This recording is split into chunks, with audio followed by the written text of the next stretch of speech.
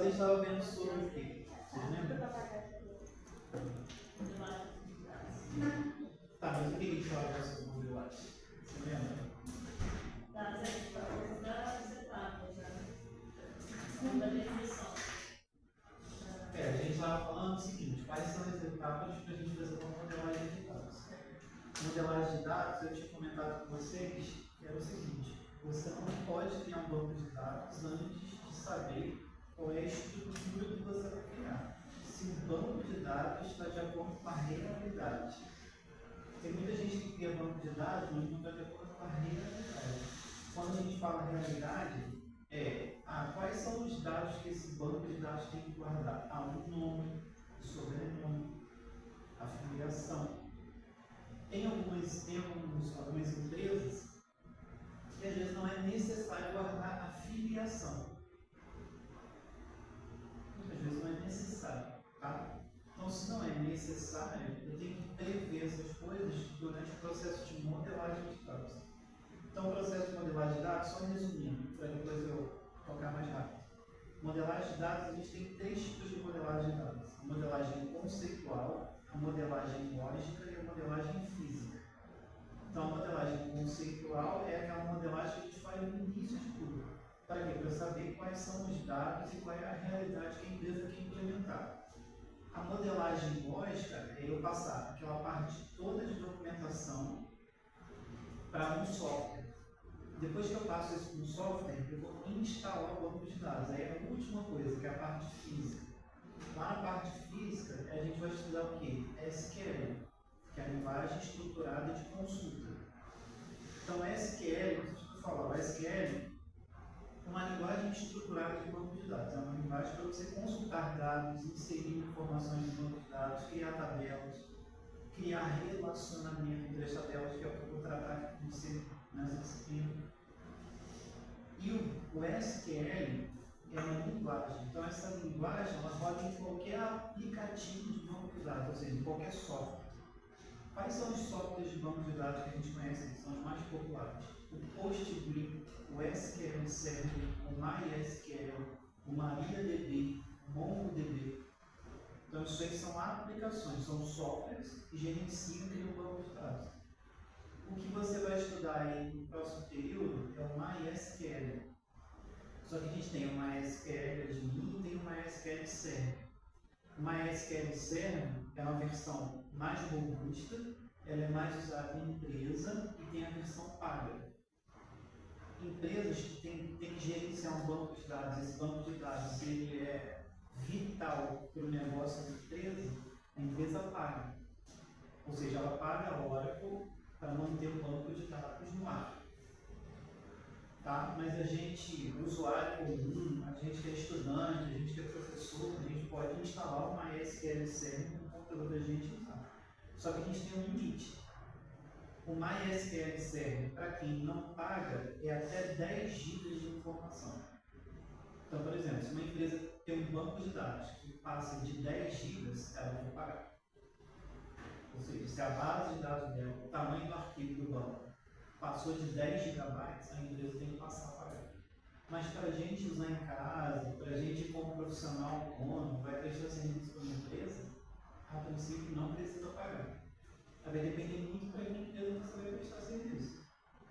Né? Se você prestar serviço para uma empresa, o banco de dados dela ultrapassou os 10 GB, aí você vai ter que cobrar da empresa para você administrar o banco dela.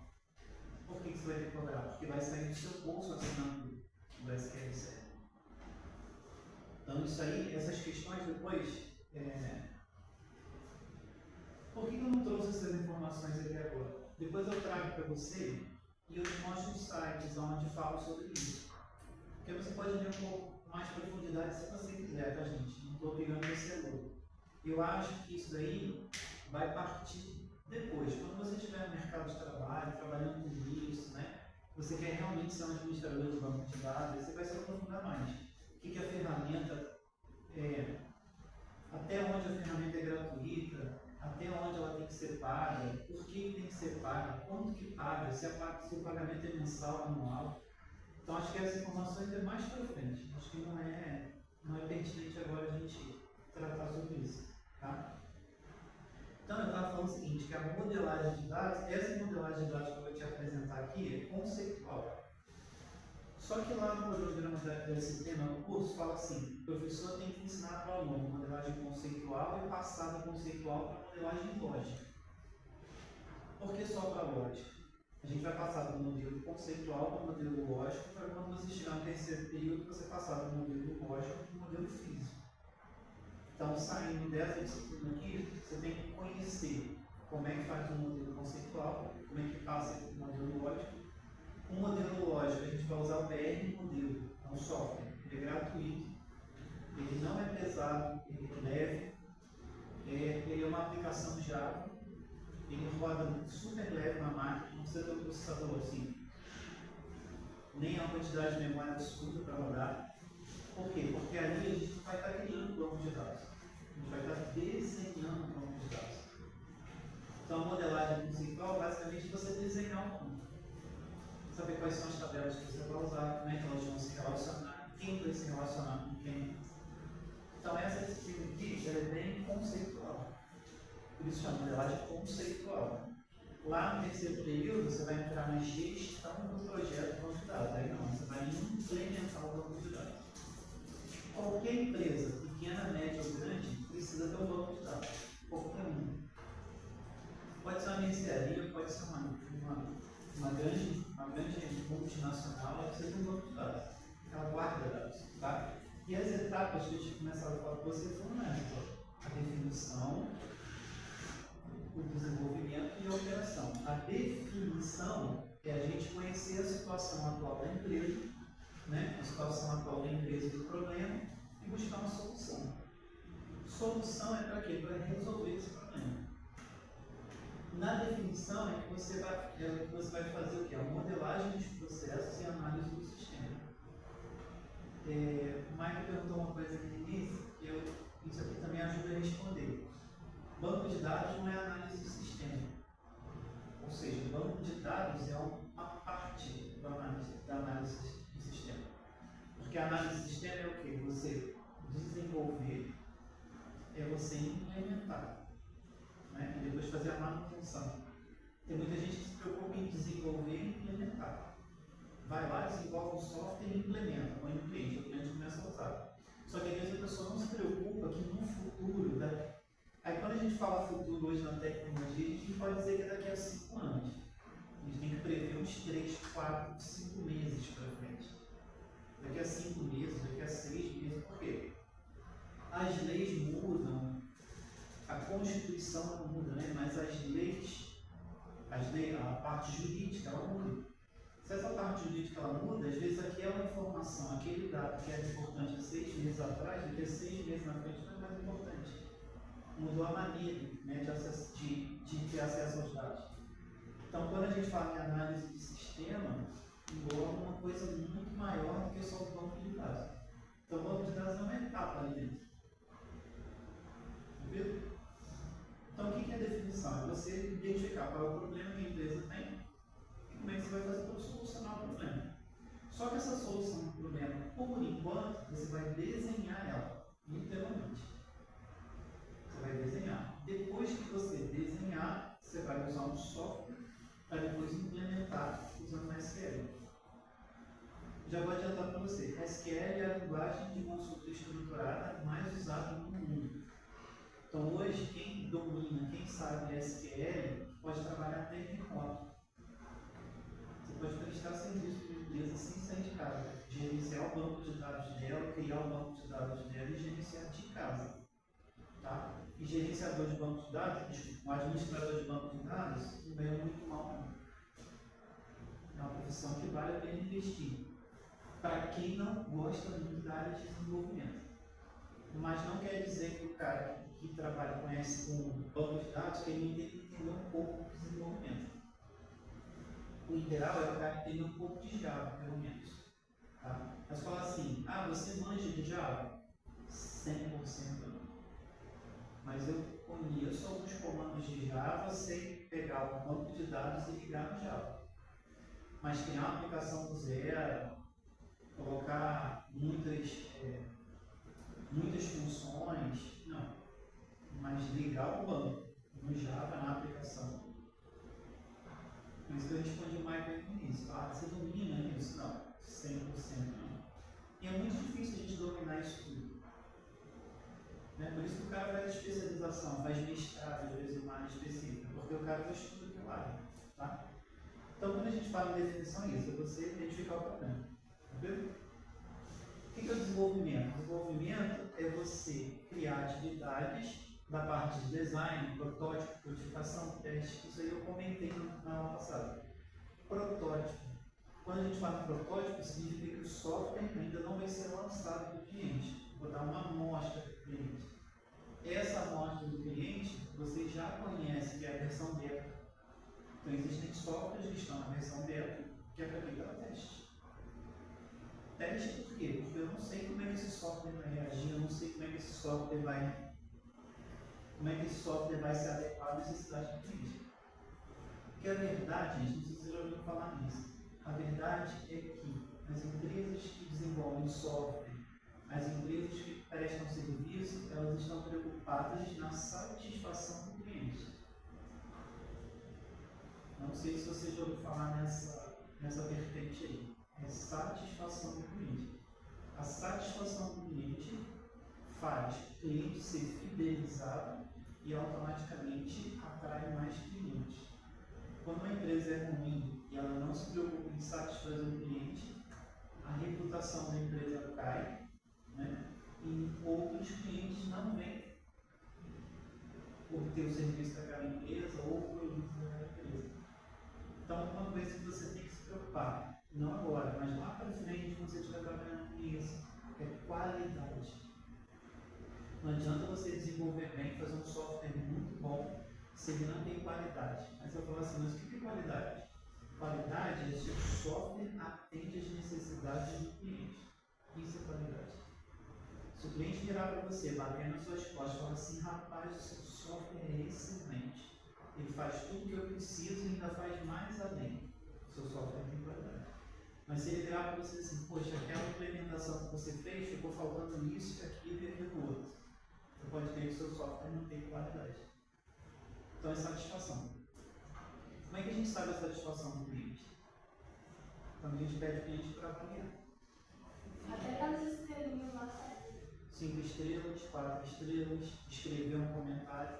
Aquilo é uma forma do desenvolvedor da empresa saber se o software está atendendo às necessidades do cliente.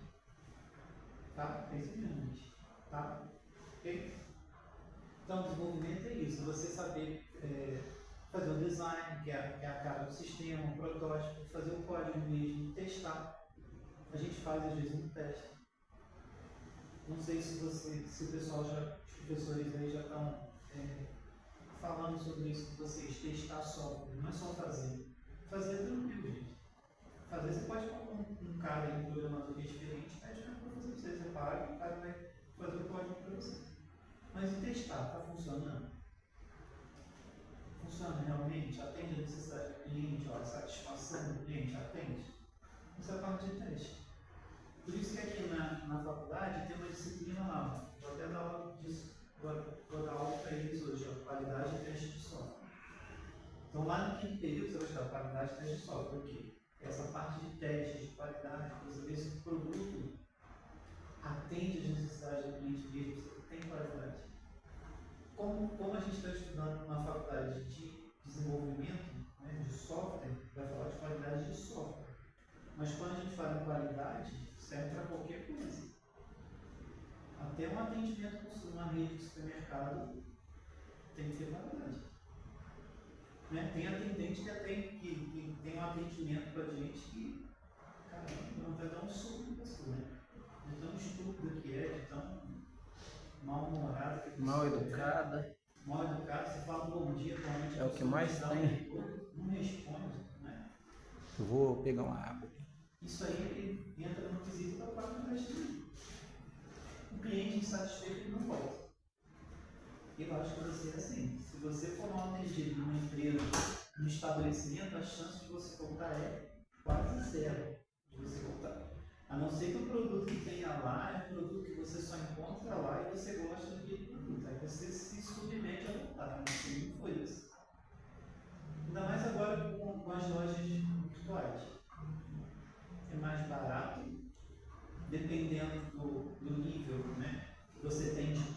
lá você não paga frete, então hoje a concorrência está enorme, né? O que seria a parte de operação? Nessa etapa, o programa já está em produção e você dará o devido suporte ao usuário e, claro, corrigir possíveis problemas que possam aparecer.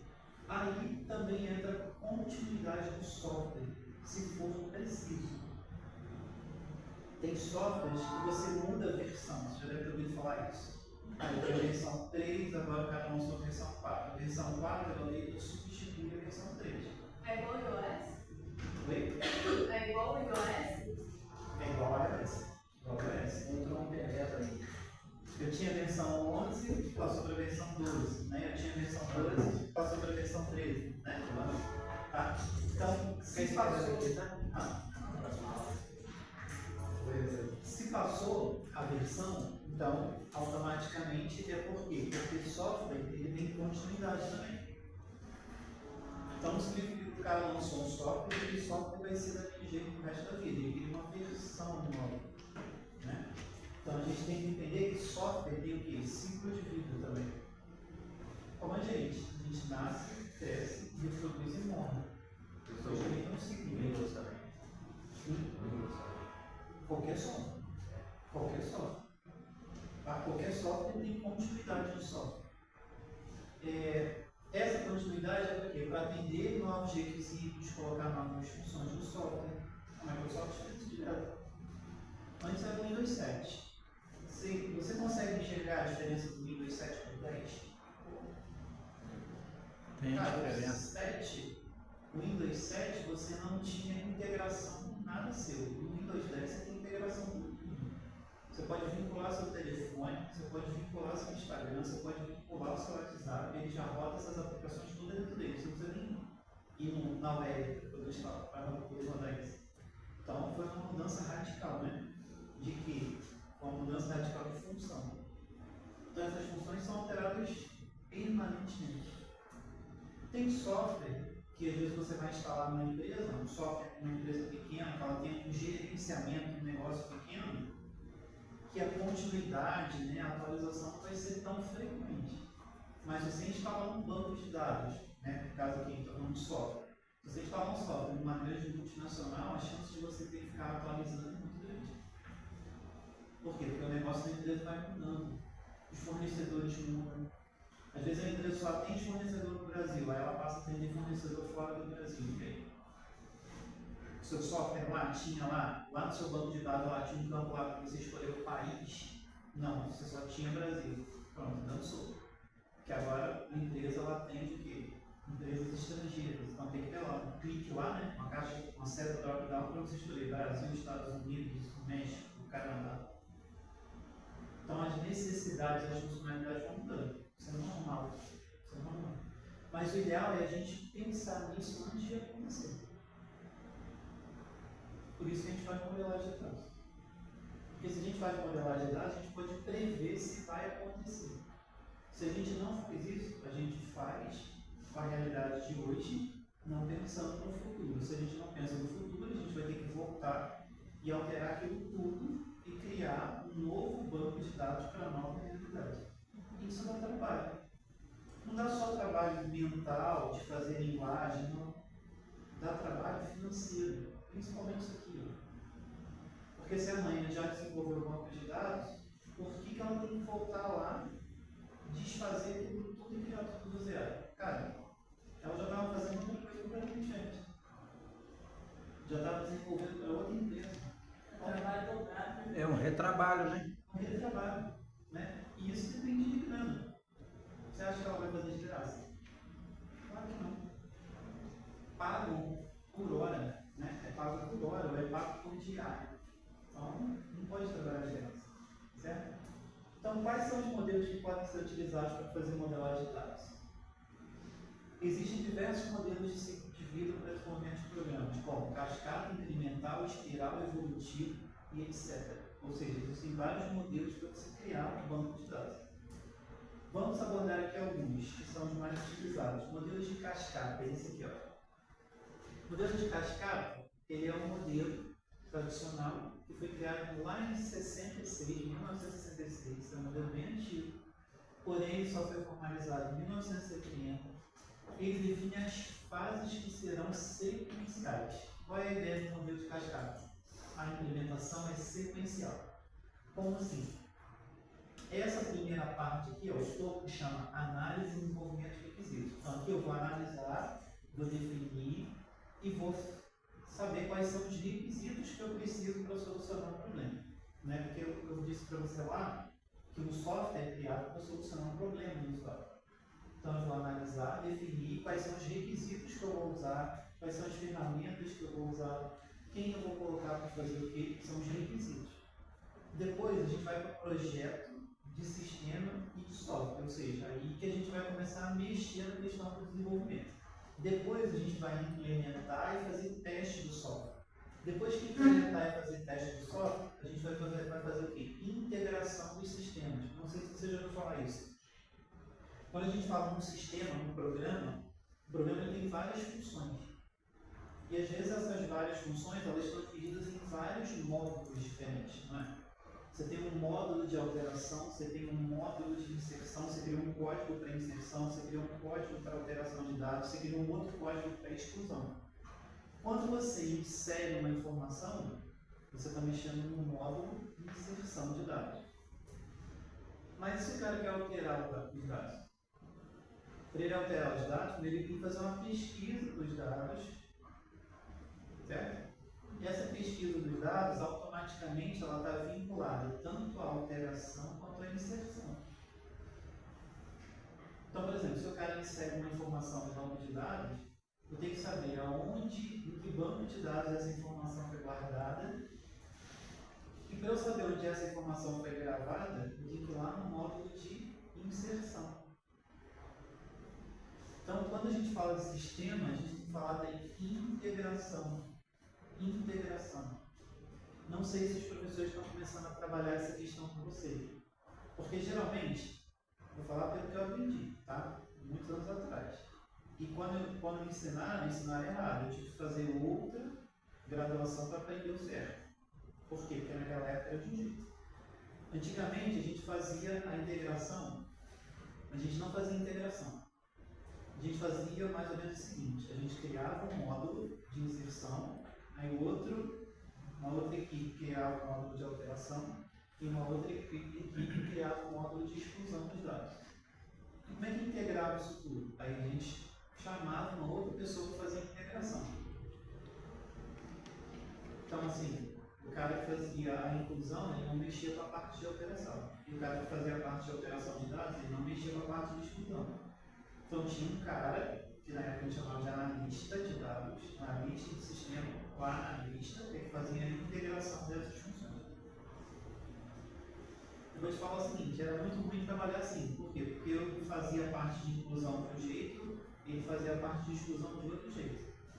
Se eu não passasse para ele quais são os dados que eu excluí, que eu inseri, ele não saberia, ele não conseguiria fazer um programa para excluir esses dados, porque ele não sabe quais são os dados que eu incluí.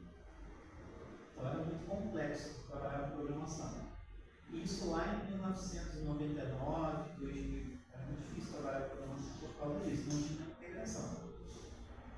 Então lá em 1970, começaram a pensar nessa questão da integração. Só que as linguagens de programação não eram tão integradas quanto a gente tem hoje, de uns 20 anos para cá. Não era tão integrado assim. Tá? Então, modelo de cascata, qual é a ideia do modelo de cascata? Tem que passar por essa etapa, essa etapa, essa etapa, e essa etapa, e essa etapa.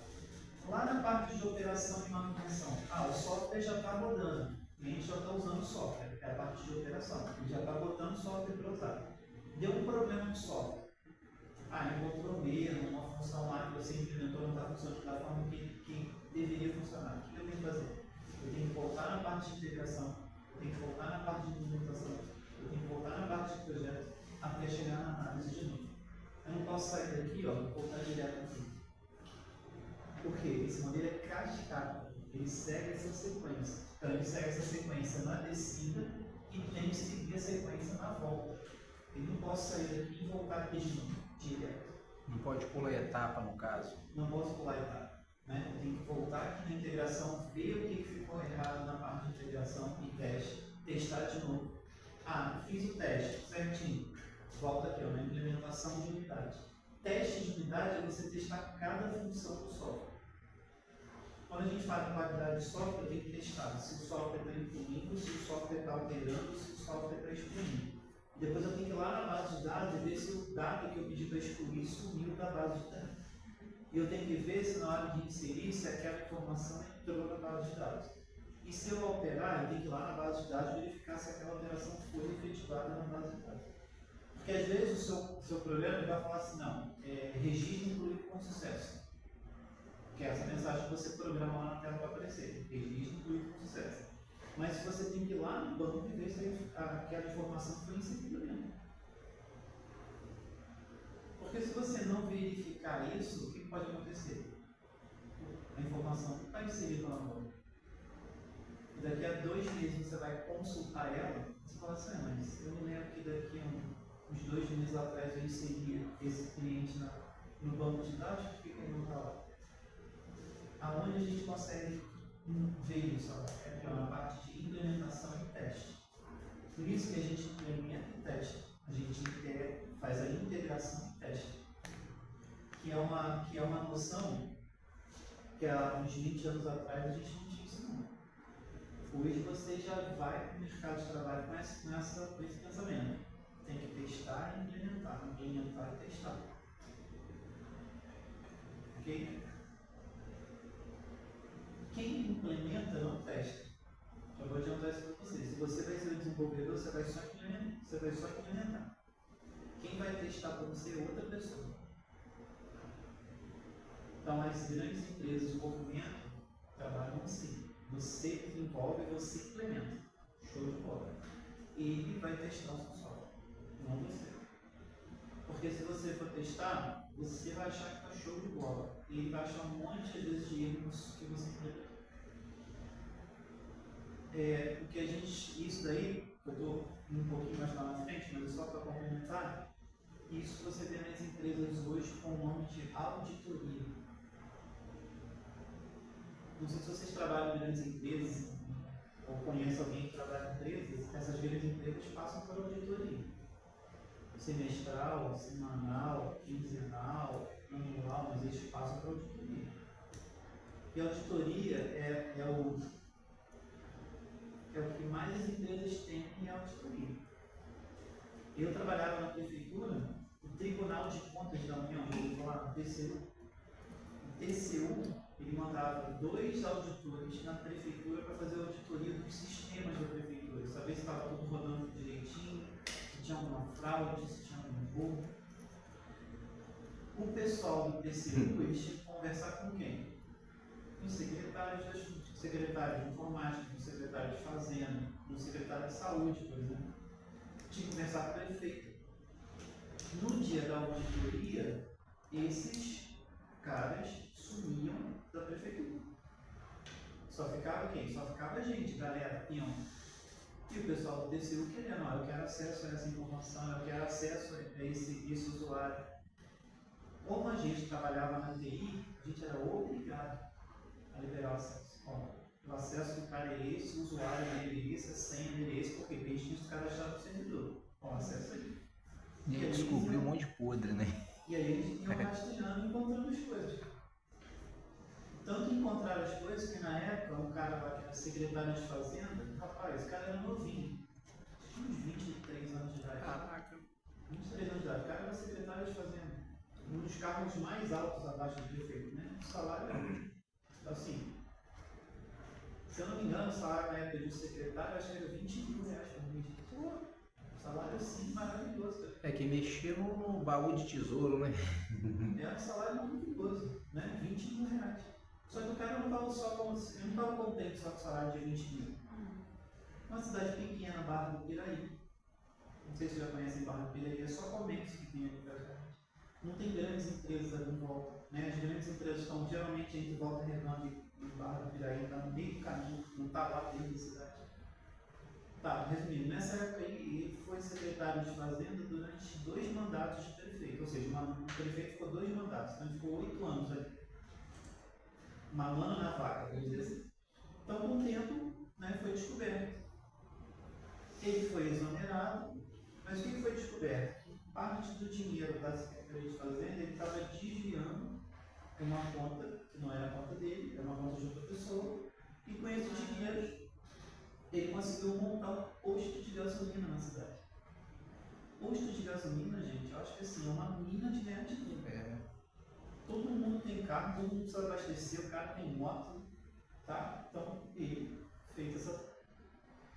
E isso foi descoberto numa auditoria do Tribunal de Contas da União. Agora, e se a gente não deixa, se a gente da informática lá barrasse o pessoal com o auditor? Não pode. Não ofereceram por fora para vocês, não? Não. Porque normalmente rola isso, né, professor? É, Não estou falando no caso do senhor, entendeu? Mas às vezes acontece. Mas rola isso aí. É o que mais tem. O cara encobrir o podre do outro, né? Ele é igual um exemplo, né? A gente vê essa cachorrada na política aí. Eles, para encobrir a sujeira um do outro, né, eles dão um dinheiro que nem deles é. O dinheiro público é do povo, É do povo. entendeu? E eles ficam ostentando aí, cantando marra e tudo, mas não é dinheiro deles. É dinheiro nosso. Absurdo. É É dinheiro do nosso. povo. Ou seja, a gente paga para ter um retorno que não tem. Infelizmente. Uma coisa que hoje, a partir de. Vai ser março, né? Daqui a pouco é março. A partir de março a gente vai pagar IPTU. Todos nós vamos pagar IPTU. Tem casa aí de R$1.000 de IPTU, cara. Por ano. R$1.500 de IPTU. A conta de água aqui de Volta Redonda já subiu, chegou a conta pra gente, a gente paga lá aquele mínimo, né, que é 10 metros cúbicos mensal. Aí tem uma cota ali, uma taxa, né? Aí chegou lá 56 e pouco. Aí minha esposa fica doida, né? Eu falei, não, minha filha, mas você prestou atenção na nota aí, na conta? Olha, ó, o reajuste, a tarifa que era anterior, é só você comparar. Quer dizer, já veio e você paga mais em cima daquele valor do consumo da água, mais 50% de esgoto, que não tem nem tratamento de esgoto. Tem tratamento de esgoto no seu bairro? Tem não. Barra Mansa aqui é uma época, eu lembro, foi em 2000 na média em 2010 mais ou menos. Eu tinha entrado na CCN em 2007 e saí em 2014. Eu lembro que em 2010 deu uma polêmica em Barra Mansa aqui, que a maioria dos moradores processou o SAI por causa dessa taxa absurda de esgoto que não existe. E aí eu sei que tinha um amigo meu que levou anos para botar a mão no retorno do dinheiro dele, entendeu? Mas aí depois eles começou com esse papo furado de criar uma estação de tratamento de esgoto. Para quê? Para justificar, para continuar cobrando. Justificar a cobrança. É um absurdo. Gente, então assim, quando a gente fala de serviço público, né, é complicado. Né? Eu trabalhei por 10 anos na prefeitura de Barra. Então, eu vi prefeito entrar, prefeito sair, um prefeito brigar com o outro, né, secretário brigar com o concorrente do outro. Então, até mesmo porque na profissão do senhor, assim, né, você exercer essa função como auditor, aí você vai lá, você vai mexer na titica, que tá tudo ali debaixo do tapete ali, você corre um risco até de vida, né, que os caras chegam a um ponto até de matar o cara, porque o cara foi lá mexer com que no ponto de vista deles é errado, não era para mexer. É igual minha tia babou o ovo desse atual prefeito, não sei o que lá, Cefiote de Porto Real. O cara ganhou 2 campanhas seguidas aí, 2 mandatos. Aí agora na virada do final do ano, né, curtiu o final de ano, passou lá em casa com a gente lá, quando foi no dia 3 de janeiro desse ano, que ela voltou para trabalhar, chegou lá, tá todo mundo juntando uns paninhos lá, né, me metendo no pé, você tá indo embora? Não, mandou embora. Aí ela achou, mas mandou você? Eu falei, não, filha, junto o seu também que mandou todo mundo, passou o rodo em todo mundo. E aí prometeu, não, mas a gente vai chamar aos poucos. Eu falei com minha tia, por isso que eu falo pra senhora, eu tenho nojo de política, porque pra mim, até que prove o contrário, é tudo farinha no mesmo saco. Entendeu? E ela assim, não tinha nem onde enfiar a cara, coitada, ela ficou tão frustrada com isso tudo, entendeu? Eu falei, é isso aí, o cara promete e depois quando você menos espera, ele vai lá e puxa o seu tapete. Entendeu? Porque é cargo comissionado, né? Ele já ganhou dele. Passou o rodo em todo mundo. Ele perdeu. Né? O que mais que ele tem para perder? Passou muito. Já tá lá, me garantiu. Né? Ou perdeu. Perdeu então, gente. Faltou tudo. Firetech, né? Quando a gente fala de Firetech, isso acontece. Tem muita gente que é comissionada. porque o prefeito indicou, é porque o vereador indicou, depois acabou que saiu. Quando um leva uma foiçada no pescoço, vai um punhado no vácuo. Tá, gente? Então, quando a gente fala de modelo de cascata, é o quê? Um modelo para você conceituar o banco de dados. Então, você vai conceituar o modelo de cascata em etapas. Com isso, o processo é visto como um fluir constante para frente. Seu principal benefício é a facilidade de gestão do projeto. Vocês sabem a diferença entre projeto e processo? Projeto é uma ideia, né? Uma ideia a construir. O projeto você vai arquitetar o processo do projeto. Processo são as etapas do projeto. Execução. Processo é a execução do projeto. Então, você tem disciplinas aí que você vai estudar, eu acho que acredito que é a partir do terceiro para frente, gestão de processo. Gestão de processo e gestão de projetos. O professor vai falar a diferença mais aprofundada que você do processo e projeto. Mas quando a gente está desenvolvendo software, a gente tem que gerir o projeto. O que é o projeto? É o desenvolvimento. Quais são os processos? Quais são as etapas para eu chegar nesse projeto? Aí é o processo. Ok? Então, já é uma desvantagem desse modelo a dificuldade de acomodar mudanças, foi o que eu te falei. Chega aqui na operação, deu um problema lá, como é que você volta? Para você voltar, você tem que fazer toda a parte de definição, você tem que fazer o projeto do sistema de novo, você tem que implementar a unidade de cada, fazer o teste de cada unidade, depois fazer a integração para depois botar para a operação de novo.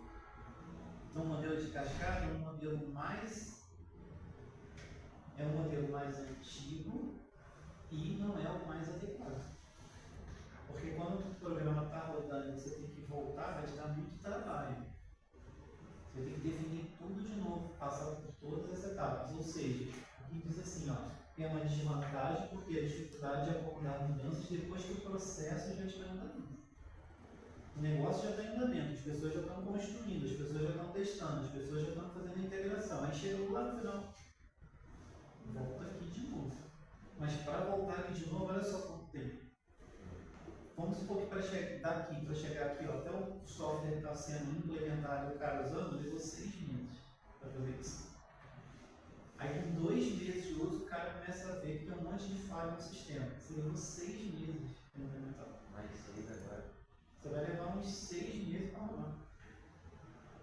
Então, ou seja, o troço que você podia entregar em 6 meses, você vai levar um ano.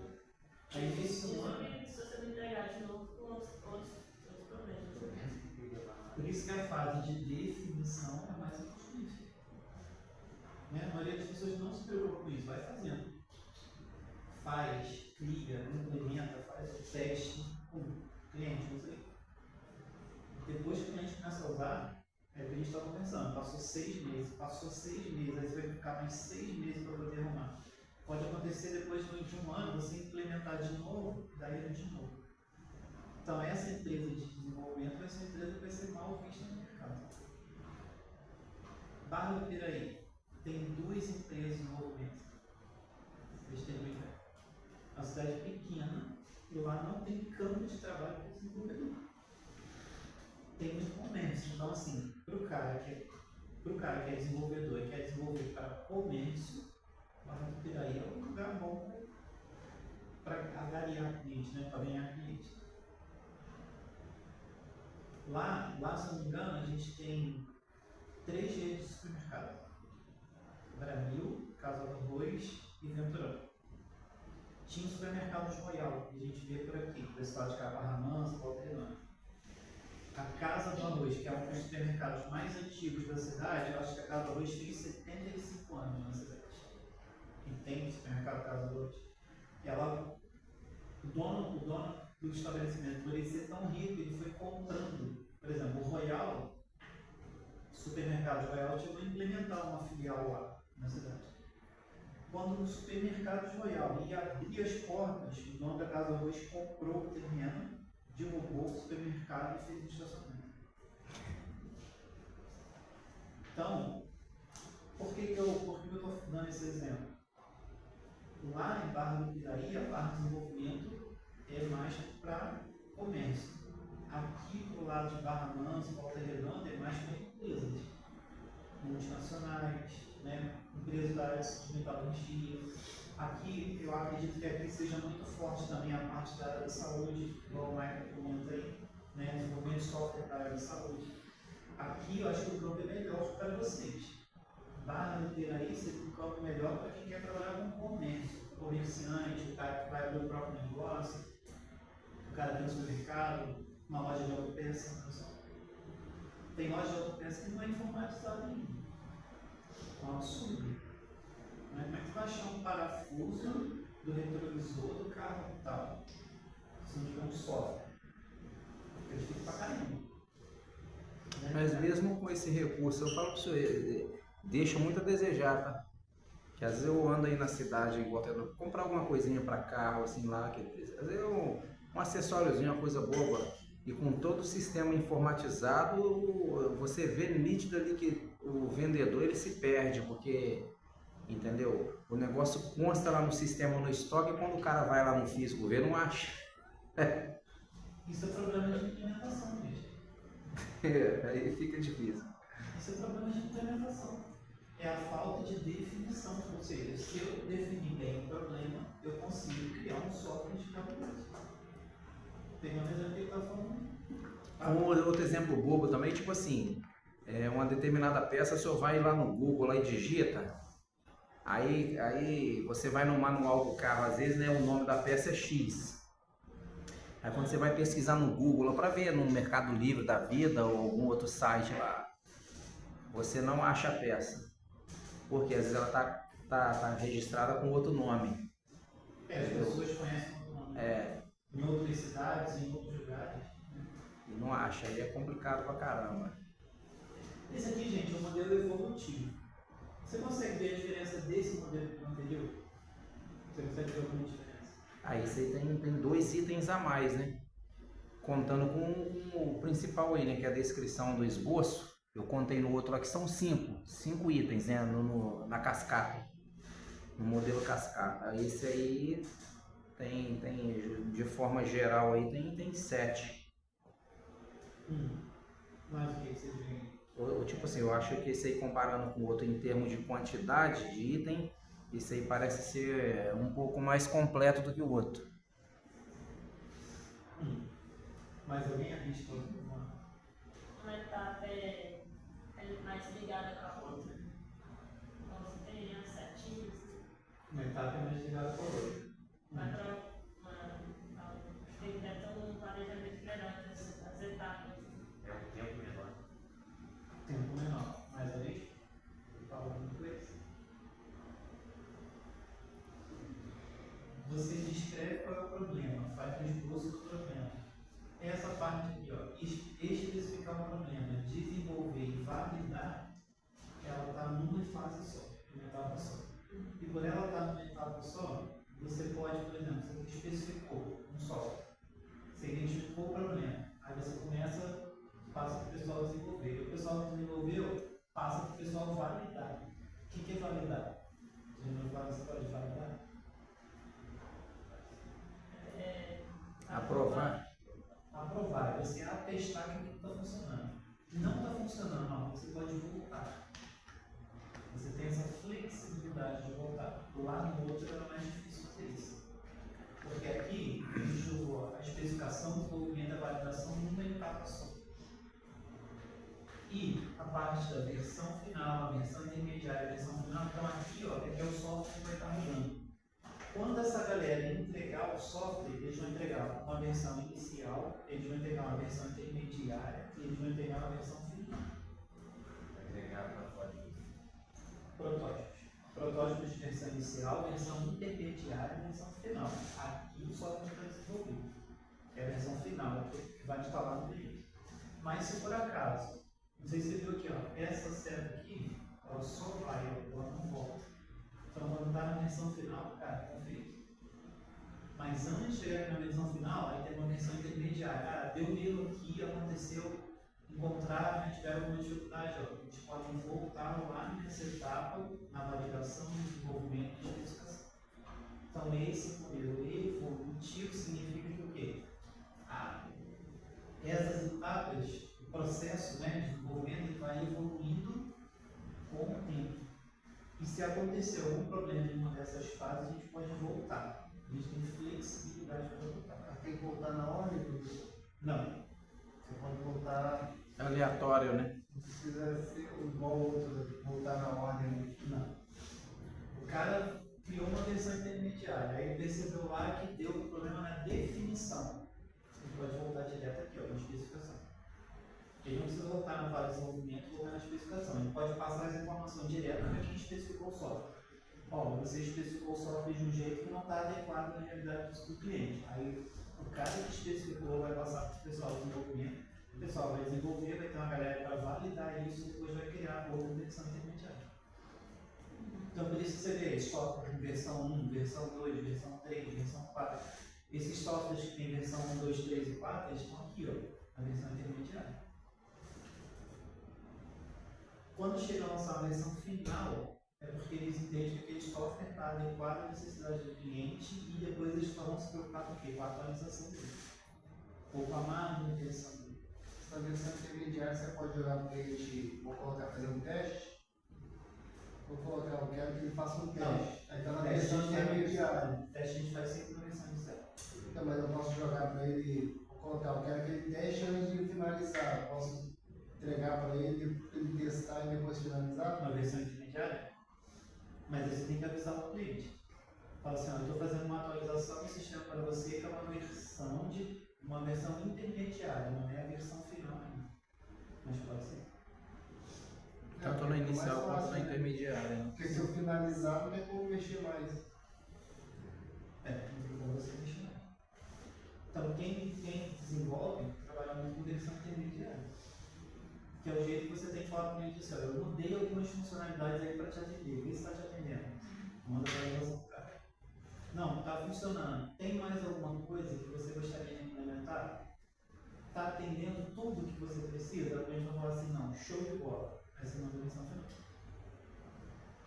Mas mesmo assim, geralmente as empresas não mandam a versão final não. Deixam aqui, ó, a versão intermediária. Por quê?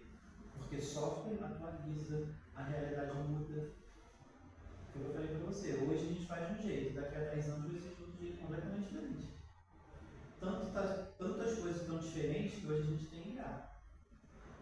Há 20 anos atrás não se tinha nada de implementação em IA. Hoje já tem. Imagina daqui a 10 anos como é que isso vai ser. Vamos ver outras versões dela. Então por isso que o cara não pode criar uma versão final de cara. Ele tem que deixar as coisas acontecendo. Tá? Então esse modelo evolutivo, tá? A primeira coisa que eu observei foi isso, ó. Uma etapa, duas etapas, três etapas. E essas três etapas a gente pode ver, se movimentar. Aqui, se você olhar, não tem isso, ó. Eu não tenho como da versão final voltar na versão intermediária, da versão intermediária voltar no final. Não tem como. Mas se eu não ser uma versão inicial, eu posso voltar na minha especificação, ou eu posso voltar aqui, a versão final não. Então esse modelo evolutivo é para quê? Para modelo de projeto, de processo gerenciado. Você tem uma norma de gerenciamento. Você sabe quem está fazendo isso, quem está fazendo isso, quem está fazendo isso. Quem implementou isso, quem implementou isso, quem implementou isso. No caso da manutenção, você ganha tempo nesse modelo evolutivo, você ganha tempo, porque o outro você tem que montar tudo. Esse aí não, esse aí você pode montar em partes, então você ganha tempo. Ganha tempo. É mais bem elaborado. E fica mais gerenciado. A palavra é gerenciado. O gerenciamento é completo.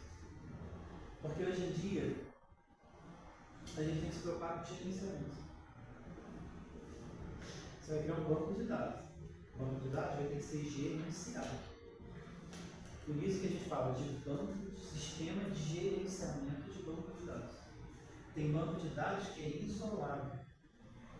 Tem algumas empresas aí antigas que ainda usam banco de dados isolado.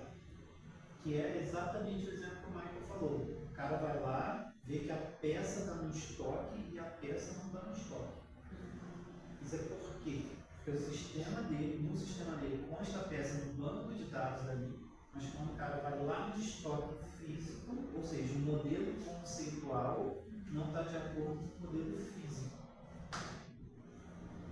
Então é por quê? Porque lá na área de modelagem de dados, quem fez o sistema não implementou dentro do estoque algum controle para quando a peça sair do estoque para baixa do sistema. Hoje é fácil fazer isso. Leitor de código de barra. Saiu com a peça lá da sala do estoque, passou pela porta, tem um sensor na porta que vai ler o código de barra para lá no sistema. Ó, saiu essa peça. Então se tinha 30, agora tem 29. Então quando o cara consultar aqui 29, se ele for lá dentro, contar tem 29. Mas há um tempo atrás não tinha esses sistemas de monitoramento. Por quê? Esse banco de dados, nesse exemplo que eu estou dando, já é gerenciado. Tem alguns supermercados que ainda falham nisso. Você vai comprar um produto, lá no aplicativo fala que tem um produto. Quando você chega no mercado, não tem produto. Isso já aconteceu isso com você. Você compra um determinado tipo de biscoito, você gosta desse biscoito. Você vai lá no aplicativo do supermercado, está lá. Você põe lá no carrinho, está lá, comprar. Aí você vai lá no mercado pegar o produto. Né? Porque hoje a gente pode comprar e só retirar o produto. Então você chega lá no mercado e o cara fala assim, não tem esse biscoito aí não. Ah, mas no aplicativo constava esse biscoito. Qual é o problema disso? Bancos de dados isolados. Não tem um SGBD, não tem um sistema que gerencia os bancos de dados. Então as coisas ficam bagunçadas. Quando você joga a versão final lá, por exemplo, esse vou colocar no aplicativo, você jogou lá uma versão final, você não consegue mudar ele mais, você tem que trocar ele todo. Isso é caro, né? Por isso. Exatamente. Mas você consegue atualizar a versão final? Atualizar. Mas você não consegue trocar as funções que ela tem. Você não consegue excluir uma função que tem. Você só consegue melhorar. Porque olha só, quando chega aqui na versão final, a gente está pensando na melhoria depois. Quem faz uma versão final, gente, é o cara que fala assim, cara, o software atende a necessidade do cliente, agora eu vou atualizar. Atualizar, quando a gente fala atualizar, às vezes é colocar uma função nova. Mas ele não pode tirar uma função que já tem. Você pode acrescentar. Tirar não. É igual a gente já está acostumado a usar o WhatsApp. Tem os emojis no WhatsApp. Já pensou se o pessoal lá da meta resolve tirar alguns emojis que eles consideram que não é necessário? Você vai ficar pau da vida, vai? Porque aqueles emojis você usava.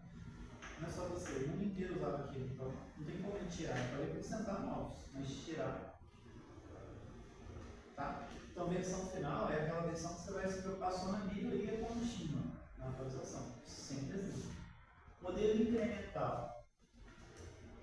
Antes de você ver ali, olha aqui o gráfico, vê se você entende a diferença do evolutivo para o incremental.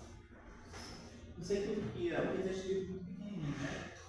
Mas aqui está, a definição do esboço tinha lá, a atribuição de requisitos de incremento não tinha lá, projetar a arquitetura do sistema não tinha lá, desenvolver incremento do sistema, validar o incremento, integrar o incremento, validar o sistema final. Esse aqui, ele foi criado para fazer melhoria do modelo de cascata, também um modelo tradicional. Nesse modelo, o desenvolvimento é dividido em etapas que produzirão o sistema até chegar à sua função final. Este é o modelo ideal, caso os requisitos ainda não estejam tão claros. O que é requisito? São os processos. Se eu não sei quais são os requisitos que eu vou usar, cara, eu vou ficar aqui por enquanto na definição do esboço. Se eu sei quais os requisitos que eu vou usar, eu passo para essa etapa. Conseguir identificar todos os requisitos para incrementar os processos, eu passo para a parte de projeto de arquitetura do sistema. Esse aí não tem como voltar para isso. Esse aí não tem volta. Não sabe voltar. Esse não tem volta. É uma etapa contínua. Só que essa etapa contínua não é uma escadinha igual ao modelo de cascata. Não sei se você percebeu, isso aqui não é uma escadinha igual ao modelo de cascata. Esse aqui é uma sequência de etapas. É o modelo ideal caso os requisitos não estejam claros. Por exemplo, se algum erro é cometido, apenas o último incremento será descartado. Por exemplo, você está aqui abrindo os requisitos. Aí passou para cá. Quando passou para cá, você identificou que o último requisito que você implementou aqui não era para ser implementado. Você identificou isso. Então, nesse modelo aqui, você poderia falar com o pessoal da parte de requisitos e tirar aquele requisito, o último só. Você não precisaria tirar todos os requisitos que você implementou. Tiraria só o último e continuaria o processo. É o que está dizendo aqui, ó. Será descartado. Além disso, como o foco é a entrega de cada incremento, a função do sistema estará disponível mais cedo para o usuário.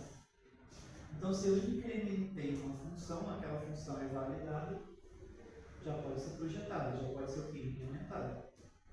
Na hora que foi implementada, ele viu que aquela função não é adequada, ele pode falar com o pessoal lá que fez a parte de incremento, fala com eles assim, ó, tira essa função. Tirou a função, passa para cá de novo. Por que eu estou te mostrando os modelos? Para você escolher qual é o melhor que você vai usar. Ninguém pode dizer para você, ninguém pode falar para você assim, o modelo cascata é o melhor, o modelo evolutivo é o melhor, o modelo incremental é o melhor. Não. Esse incremento pode ser um botão, né? Boa observação. Esse incremento pode ser um botão, pode ser uma tela diferenciada que você quer botar no sistema, pode ser uma caixa de texto que o cara coloca um dado, pode ser uma lista drop-down, né, que você clica na setinha e abre as opções, você precisa colocar mais um estado ali que você não colocou, isso é um incremento no sistema. Então, se você quer botar outros incrementos, fica mais fácil de fazer isso aqui. Tá? Eu não posso assim, ser muito direto, porque eu não posso dizer para você que o melhor é esse ou o melhor é aquele. Eu tenho uma preferência. Tá? Eu tenho uma preferência, mas você tem que analisar e ver qual se adequa melhor à realidade do seu problema. Ou seja, que aqui a gente está vendo como fazer o quê? Como a gente resolveu o problema do cliente. Então, isso aqui são modelos para te ajudar a resolver o problema. Se eu chegar lá no final e falar, pô, esqueci de atribuir alguma coisa, eu consigo ir lá de novo? Nesse aqui? É. Sim. Eu consigo ir lá atribuir de novo. Ah, eu cheguei lá no incrementar. Aí na parte final aí eu consigo voltar lá para atribuir mais alguma coisa? Não, até aqui você consegue. Daqui para lá não, porque aqui você já está validando o sistema. Aqui todos os incrementos já têm que estar especificados corretamente. Depois que você validou, já é. Chegou aqui, ó, essa etapa é a validação. Validação é ele ou ela dizer assim, não, o software tem todos os requisitos que atende a necessidade do cliente. Então, criou o sistema final. Não tem como voltar. Se esqueceu alguma coisa, jogo fora. Não tem como fazer mais Você nada. pode pegar o código, né? Você pode pegar o código do sistema, você pode ir lá na definição de esboço, usar aquilo para fazer uma outra versão. Mas o seu sistema final vai ter que ser a versão 2.0, não vai ser a versão 1.0. Mas você tem que deixar claro para o cliente, olha, eu estou fazendo a versão 2.0 porque eu percebi que a 1.0 não atende porque eu esqueci de colocar uma função ainda para você. Aí a versão 2.0. Mas posso mandar para ele apagar a outra? Vou colocar, eu esqueci alguma coisa, fiz a 1.0. Aí cria a 2.0, posso apagar, deixar a 2.0 e apagar a outra? Você tem que apagar a outra. Você tem que desinstalar a versão 1.0 e instalar a versão 2.0 também. Isso quando a gente fala do software, tá? Beleza? Olha esse modelo aqui agora. Espiral. Nesse modelo, o processo não é baseado numa sequência de atividades com retorno. Aqui, esse daqui, ó, para validar, eu precisava incrementar. Para incrementar, eu precisava validar o incremento. Ou seja, a gente criava o incremento aqui, ó, desenvolvia o incremento, validava o incremento, integrava o incremento e depois validava o sistema. Esse aqui não. Esse aqui diz assim, ó, nesse modelo, o processo de desenvolvimento não é baseado numa sequência de atividades com retorno. Nesse modelo, o próprio nome diz, se baseia em uma espiral, onde cada volta nessa espiral representa uma fase no processo de desenvolvimento. Além disso, não existem fases fixas. essas voltas são escolhidas de acordo com o que é requerido. Uma desvantagem desse modelo é que ele é melhor aplicado somente para produtos internos da empresa. Olha o modelo, vê se você consegue enxergar alguma coisa, vê se você consegue entender que isso daí é mais adequado para a parte interna da empresa. Tá, eu te pergunto, onde começaria esse processo? Solicitação do cliente. O cliente solicitou. Aí foi para a fase de planejamento. Da fase de planejamento foi para a análise de risco. Vocês sabem o que é risco? Saber se vai dar certo ou não, né? Se vai causar um prejuízo. Quando a gente fala em risco é risco, geralmente é risco financeiro. Mas tem coisas que não são exatamente só risco financeiro. Seria a análise da possibilidade dessa solicitação. De dar certo ou não, né? Se dá para fazer o sistema que foi pedido, né? É analisar quais são os riscos, de planejar e atender a solicitação do cliente. Quer dizer, o cliente quer exigir ali um programa, um software ali, né, bom, porém ele não quer abrir o bolso. Ele quer qualidade, porém não quer. Igual a CCNMS para isso. Ele exige do bom, do melhor, mas ela, na hora de soltar o cash ali, esquece. Isso aí também me fez lembrar que quando eu era mais jovem, eu trabalhei na área de seguro. E aí quando o cliente chegava na corretora para fazer normalmente eu bombava mais seguro de automóvel. Então tinha essa análise de risco. E aí fazia a cotação, né? Aí como a corretora ela trabalhava para várias seguradoras, então a gente entrava no sistema de cada uma delas, né? Para fazer a cotação, né? Naquele modelo de carro, ano e valor venal do carro da atualidade ali. Tipo hoje, vamos supor o exemplo hoje. Quanto vale um carro hoje aí, dependendo do modelo. Então fazer essa análise para ver, né, se era viável ali. Aí ficava a critério do cliente, se ele estava disposto a pagar o seguro ou não. Eu lembro que antigamente também você pagava o seguro do valor, independente do carro. Tipo assim, eu quero pagar um seguro aí referente a 80 mil reais, 100 mil reais. Aí mudaram porque dava muita fraude. Tipo assim, eu tinha um Fusquinha aí eu fazia lá um seguro do meu Fusca, mas num valor de 100 mil reais. Aí o catava, levava para quebrada e soltava ele para pirambeira abaixo, ou combinava com alguém, você rouba o carro. Aí eu acionava o seguro para pegar aquela bolada. Aí mudaram esse critério. Hoje em dia não, o seguro é referente a um modelo, a tabela baseado na tabela FIP do carro. Entendeu? Mas não é também só de automóvel, não. Aí tem residencial, tem de vida. Entendeu? O de vida não, já é mais ou menos esse padrão. Entendeu? Por se eu ter ideia, na época, eu lembro, tinha um time meu que trabalhava na CSN, aí ele perdeu um dedo na máquina, que ele era marceneiro lá dentro. Na hora dele limpar a máquina lá e lubrificar as engrenagens, ele deu um mole lá que ela puxou com a luva e só sentiu um estataque. Aí ficou só com isso aqui do dedo aqui, ó. Arrancou as duas falanges do dedo, ficou só esse cotoco aqui. E era justamente o dedo anelar dele, da mão esquerda. E eu trabalhava, por coincidência, na corretora que prestava serviço para a CSN, seguro de vida, né?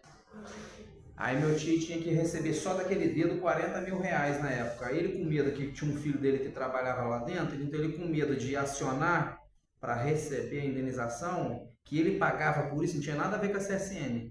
Tava lá na pólice, né, de seguro, a relação dos valores de cada coisa.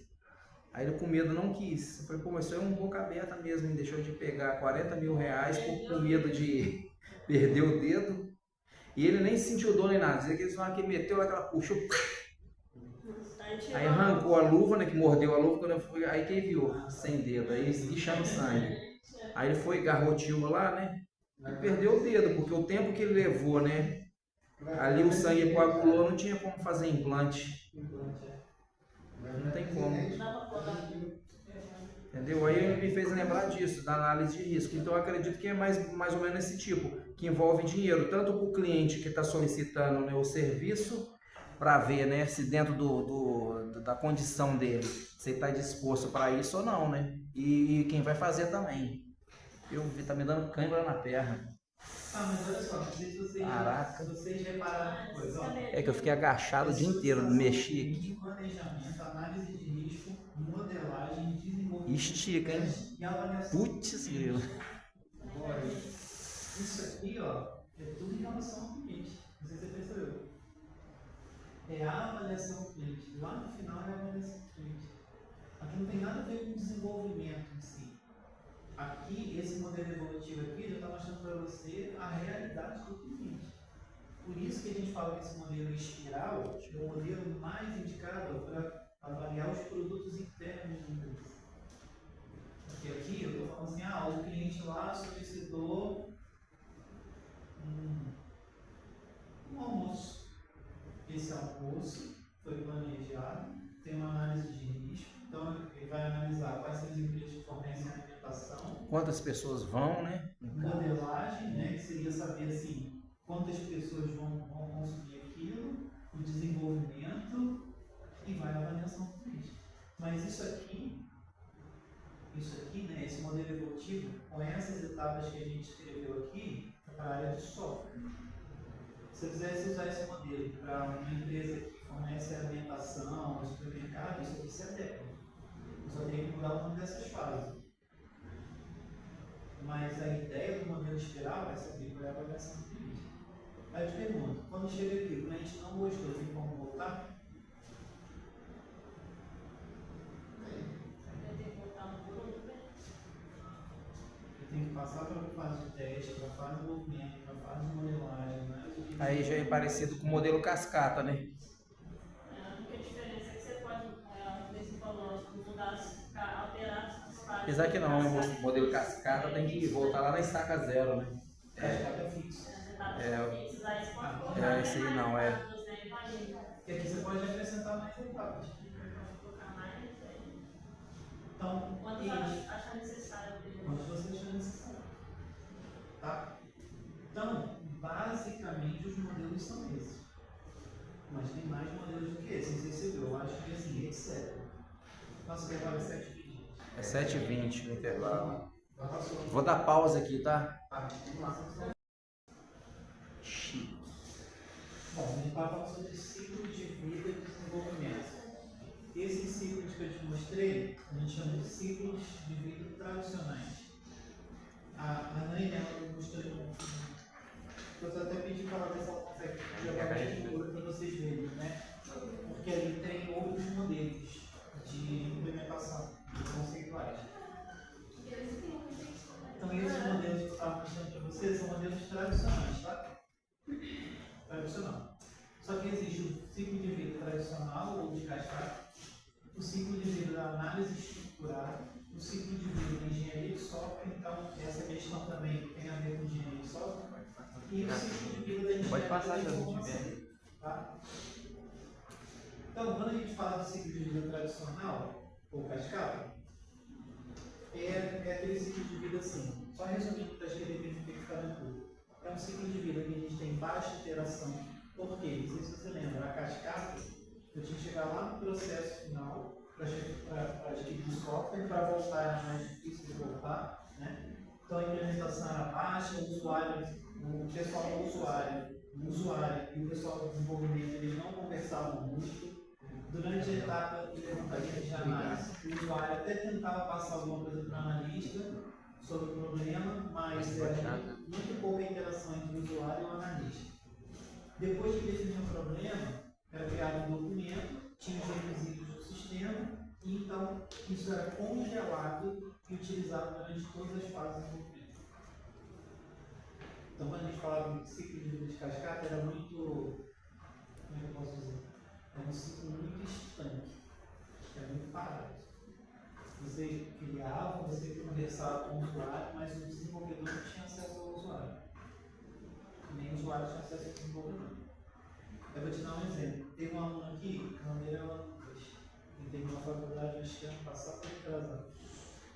Ele é filho de uma moça que está aqui no terceiro período. Tá? Hoje ele trabalha com desenvolvimento. Ela diz, né, que ele hoje está trabalhando numa empresa e está ganhando bem. Ele está ganhando mais do que o irmão dele, que trabalha numa área também de TI. Mas onde eu estou querendo chegar? Quando ele estava fazendo aqui a faculdade, ele arrumou um emprego aí numa startup que tem aqui em Volta Redonda, que a startup fazia desenvolvimento de software para sites, desenvolvimento web. E ele estava implementando um sistema para uma loja de material de construção. Só que era uma loja de material de construção, que era uma loja de um bairro pequeno e que o dono da loja ele não entregava o mercadoria do cliente. Então o cliente ia lá comprar, tinha que retirar cimento, pedra, o que fosse. Tinha que pagar o frete, né? Tinha que pagar um carreto ou alguém para ir lá retirar. Aí ele falou que estava implementando o sistema, ou seja, ele tinha acesso ao usuário. No sistema, ele estava desenvolvendo o sistema para uma startup. Então, quem tinha que ter contato com ele é o analista, não era o usuário. Só que o usuário entrou em contato com a empresa e a empresa passou o telefone dele, que ele era o desenvolvedor. Então, o que o usuário passou a fazer? Ao invés do usuário entrar em contato com o analista na empresa, ele entrava em contato direto com ele, que era o desenvolvedor. Então, toda hora enchia a paciência dele. Olha, eu queria que trocasse a cor do sistema, não gostei. Eu queria que você, por exemplo, implementasse agora que agora a empresa vai fazer transporte. Aí quando ele foi lá ver a realidade da empresa, né, quando ele resolveu lá na empresa, verificar a empresa não tem caminhão, a empresa não tem frota. Por que o cara quer implementar a parte de transporte se ele não oferecer serviço? Então o que acontece? Esse modelo de desenvolvimento que ele estava participando lá na época não é esse modelo de cascata. Por quê? Porque lá ele tinha interação com o usuário. Só que o desenvolvedor ter interação direta com o usuário isso é muito complicado, porque cada hora o usuário quer de um jeito. E isso acaba confundindo a cabeça do desenvolvedor. Porque o desenvolvedor ele vai achar assim, poxa, o cara falou que quer da cor azul. Aí depois o cara liga lá no WhatsApp, não, coloca a cor azul escuro. Não, agora coloca azul petróleo. Não, agora eu quero que você coloque em rosa. Não, agora você quer que você coloque verde. É tanta informação que às vezes o usuário passa para o desenvolvedor, que o desenvolvedor vai saber, poxa, qual é a cor mesmo que o cara queria? Porque ele interagiu tanto com o desenvolvedor, né, que isso daí atrapalha a questão do desenvolvimento. Então esse modelo de cascata aqui, ele é um modelo que preserva um pouco a vida do desenvolvedor. Tá? Porque o usuário não vai ter acesso direto ao desenvolvedor. Não sei até que ponto isso é bom. Para isso aqui funcionar, o ideal é ter um analista. Um analista que vai coordenar a equipe de desenvolvimento e ele que vai fazer o contrato com o usuário. Porque se o usuário tiver acesso direto ao desenvolvedor, coitado do cara, ele vai ter que trabalhar para atender o usuário e trabalhar para fazer o sistema. Ele vai ter um trabalho dobrado. Né? Então, o modelo de cascata, que é o tradicional, fala mais ou menos isso. O usuário não tem acesso ao desenvolvedor. Não é criado nenhum tipo de modelo nesse modelo de cascata. Não são utilizadas técnicas de estrutura, quase não existe oportunidade para o usuário realizar uma operação. As atividades são realizadas em sequência, porque é cascata. Não existe retorno entre as atividades, então eu não sei se está sendo bem desenvolvido, se não está, se o cliente gostou, se não gostou, só vou saber depois que o negócio estiver pronto. Toda a documentação é produzida após o término do projeto, isso também não é legal. Você desenvolve uma coisa, depois documenta, depois que está pronto. Não, a gente tem que ir implementando e documentando, implementando e documentando. A gente pode ver muito isso em relação a produtos. Um celular, uma garrafa, um chinelo, né? Uma televisão, um equipamento de tecnologia, ele vem sendo implementado, mas vem automaticamente sendo feita a documentação dele. A documentação é o que? É o jeito que ele foi implementado, qual é a tecnologia que tem dentro dele e como é que você vai usar aquilo. A grande maioria dos equipamentos tem manuais. Então, o manual, por exemplo, é a documentação do equipamento. Tá? Então, nesse modelo tradicional, fica evidente que o projeto realizado com esse ciclo de vida se caracteriza pela alta incidência de manutenção. Por quê? Porque eu só conseguia saber o que estava bom depois que estava pronto. Então, depois que estava pronto, aí eu vi que tinha que fazer manutenção, tinha que ficar fazendo correções no sistema. Tá? Porque eles estavam sujeitos a poucas alterações. Então, qual é a característica do modelo de vida tradicional cascata? Baixa interação entre o usuário e o desenvolvedor. um resumo rápido para a gente passar por outro. Tá? Então, entre usuário e desenvolvedor não tem interação nenhuma. Se tiver que fazer uma operação, você faz no final.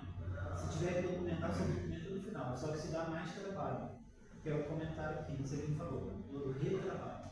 Você fazer o trabalho novamente. Então, isso você gasta tempo e dinheiro, né? Isso você gasta tempo e dinheiro, tá bom? Aí, lá eu te falei, tem 4 ciclos de vida que são utilizados hoje em dia, o tradicional e o da análise estruturada. Análise estruturada, esse conceito vem lá de 1960. Quando eu entrei na faculdade lá em 95, eu estudei análise estruturada. O meu sistema foi desenvolvido em cima da análise estruturada. O que a análise estruturada diz? Você tem uma sequência, você tem a repetição e você tem a decisão que você vai tomar. É curto e grosso assim. A sequência que você vai executar, a repetição, se tiver alguma intervenção de repetição, e a decisão que vai ser tomada pelo sistema. Então você enxuga muito, né, a parte de implementação e desenvolvimento. Por quê? Eles afirmam que utilizando esses construtores aí, sequência, repetição e decisão, a programação torna-se mais fácil de entender e de manter. Então foi uma evolução do ciclo de cascata e houve uma evolução do ciclo de análise estruturada. Tá? Eu acho assim, isso aqui depois vai estar no Classroom, depois você pode ver com mais calma. Se você tiver alguma dúvida, você pergunta. Se for o caso, eu posso botar um link de um livro para você ler mais sobre isso. Mas assim, na minha opinião, eu acho que não precisa aprofundar tanto não. Isso aqui é a parte conceitual. Eu acho que você tem que focar mais em entender como é que faz para desenhar um diagrama de entidade de relacionamento, que é onde eu quero chegar com você. Se você souber desenhar um diagrama de entidade de relacionamento, você consegue passar para a próxima etapa, que é criar uma entidade. Mas até a gente chegar lá, a gente mostrou só conceitos por enquanto. Então, a partir da semana que vem, eu acredito que a gente vai começar a acelerar um pouco mais isso. Tá? Que eu vou falar com você sobre entidade, sobre relacionamento, o que é uma entidade, como é que eu dou nome para uma entidade, o que é um relacionamento, o que é cardinalidade. Uma entidade ela pode se relacionar com outras 2 ou mais entidades. Quando uma entidade se relaciona com uma outra entidade só, a gente fala que é um relacionamento único. Quando essa entidade se relaciona com 2 outras entidades, é um relacionamento binário. Aí tem um relacionamento ternário, tem um relacionamento quaternário. Então vai ligando na escala, tá? Então isso aqui, assim, eu não vou ficar lendo muito não, mas só complementando. Quando a gente fala de análise estruturada, isso aí foi implementado lá em 1960 e diz lá que tem uma sequência, uma repetição e uma decisão. Então, tudo dentro da análise estruturada é baseado nesses 3 conceitos: sequência de processo, repetição do processo e decisão, tomada de decisão. Tomada de decisão é o que? O programa está rodando. Então, tem que tomar decisão. Se eu vou implementar, se eu não vou implementar, se aquilo está bom, se aquilo não está bom. Foi assim que eu aprendi a programar. Lá em 95. Passar um tempo aí. Tá? Depois eu fiz uma reciclagem. Para quê? Para pegar um pouco dessas linguagens de programação mais atuais. Mas mesmo assim, quando eu peguei, foi lá em 2008, gente. De 2008 para cá, muita coisa mudou também. Né? Hoje você já estuda um Node.js. Não tinha Node.js naquela época para estudar. Então as coisas foram evoluindo. Okay? Então, aqui fala um pouco, ó, o ciclo de vida é caracterizado pelo uso de técnicas estruturadas, incluindo as revisões estruturadas. Muitas das atividades são realizadas em paralelo, produzindo documentação dos vários estados de desenvolvimento.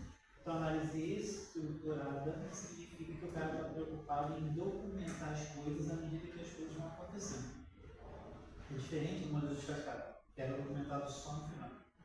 Tá? Então, a diferença de cascata para cá, aqui você já tem uma certa interação com o usuário, com o desenvolvedor. Aqui o cara já está preocupado em documentar as coisas à medida que vão sendo realizados os processos. Então não tem nada a ver com o modelo tradicional. Aí, você já deve ter ouvido falar em engenharia de software.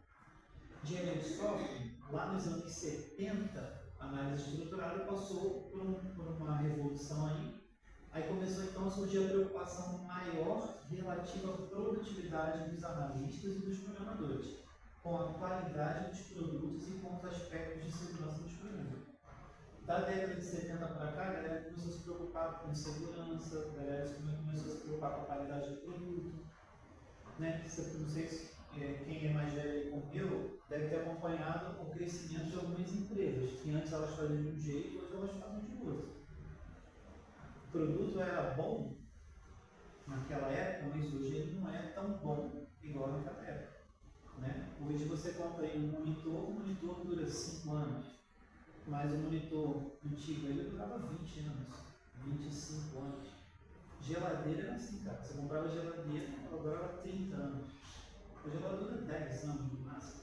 Né? Isso você sabendo fazer um bom uso, né, cara? Então, quando a gente fala em análise, em engenharia de software, como a gente está falando de software, a gente está falando de programa. Então, quando a gente está falando de programa, tem uma preocupação melhor, uma preocupação entre o analista e o desenvolvedor, né? Eles conversam mais, eles interagem mais, coisa que na análise antiga, na análise tradicional, na estruturada, isso a gente não via tanto, tá? Porque hoje as pessoas, né, a partir dessa década aí, os programadores estão preocupados com a qualidade do produto e com a segurança. Por que segurança? Porque aí os bancos de dados passaram a ser relacionais e passaram a ser disponibilizados em servidores. Então eu poderia acessar os meus dados da minha casa. Então a galera já começou a se preocupar com segurança. Por isso que na faculdade tem uma disciplina de engenharia de software. Por quê? Porque a maneira de enxergar como é que seria desenvolvido mudou. Tá? Porque aqui a galera está preocupada com qualidade e segurança. Com base nessa preocupação foi criado um ciclo de vida chamado engenharia de software. Ele veio para quê? Para preencher as lacunas deixadas pelo ciclo de vida da análise estruturada. Na engenharia de software, se busca uma maior disciplina em termos de desenvolvimento de sistema. Quando fala disciplina, é gerenciamento, tá? Disciplina significa que tem que começar essa etapa e terminar essa etapa. Por isso que quando a gente desenvolve, tem um tal de cronograma de desenvolvimento. Por exemplo, ele vai ter um prazo de 15 dias para desenvolver aquela parte. Se ele não desenvolver aquela parte, ele não consegue dar continuidade. Então, é um cronograma de desenvolvimento, está preocupado com o gerenciamento do desenvolvimento. Ele é caracterizado pela forte orientação por processos, então tem processos bem definidos. Ela tem a determinação de pontos de checagem. Então, vai desenvolver, vai ter alguém para checar, para validar. Métricas, já ouviu falar em métricas? O que é ferramentas de métricas? Ferramentas para medir o desempenho, para medir a qualidade, para medir. Comparação? Não. De comparação? Não. Não seria. Pode ser usado como comparação, mas geralmente é para medir quanto tempo você levou para desenvolver aquela quantidade de linhas, quanto tempo que ele levou para entregar aquela parte do sistema, quanto tempo que ele levou, ou quantas horas ele levou. Métrica, questão de medição. Não sei se sabia disso, software tem métrica. Precisa ter algum parâmetro para dizer se o software atingiu aquela qualidade ou não. Para atingir uma qualidade 5, uma qualidade 6, por exemplo, tem que ter uma métrica, tem que ter um jeito de medir. Aí eu vou te dar uma ideia que você já ouviu falar nisso. Você já ouviu falar que empresas têm bens ativos e passivos? Quem é contador manja de ser pra caramba. Ativo é aquele bem que a empresa tem que gera lucro para a empresa. E o passivo é aquele bem que a empresa tem que gera prejuízo para a empresa. Despesa para a empresa. Pessoas é um bem ativo. Só que é um bem também que gera despesa. Tá? O prédio da empresa é um ativo. Por que eu estou fazendo essa comparação? Porque quando a gente fala em métrica, as empresas também estão preocupadas com isso. Se o ativo dela é maior do que o passivo dela. Se o passivo dela for maior do que o ativo dela, ela tem que repensar isso. Por isso que a grande maioria das pessoas, hoje, né, acho que eu e você, a gente pode, assim, ir por esse lado, é ser um microempreendedor. Né, o microempreendedor, você tem menos taxação, você tem menos imposto. impostos do que um CNPJ. Tá? Então, até essa questão aí, a gente tem que pensar, não agora, mas lá na frente. Eu não sei se você quer ser dono do seu próprio negócio. Eu acho que é o sonho da maioria das pessoas aqui no Brasil, ser dono do próprio negócio. Mas para você ser dono do próprio negócio, você tem que ter ferramentas para medir a qualidade do negócio, você tem que ter avaliação do cliente. Então, o ciclo de engenharia de software ele te ajuda em tudo isso aí.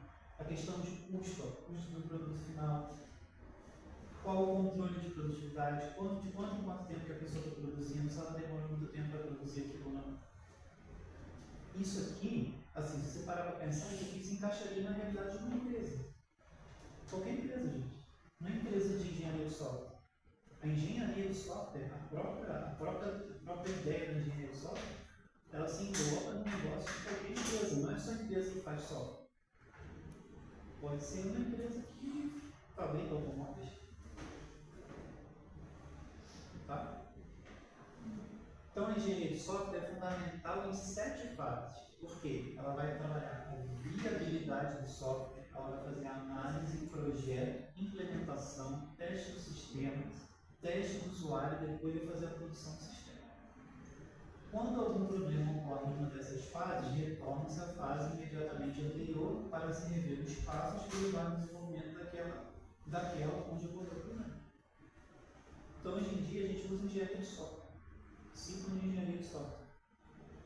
Por quê? Porque é a mais tradicional.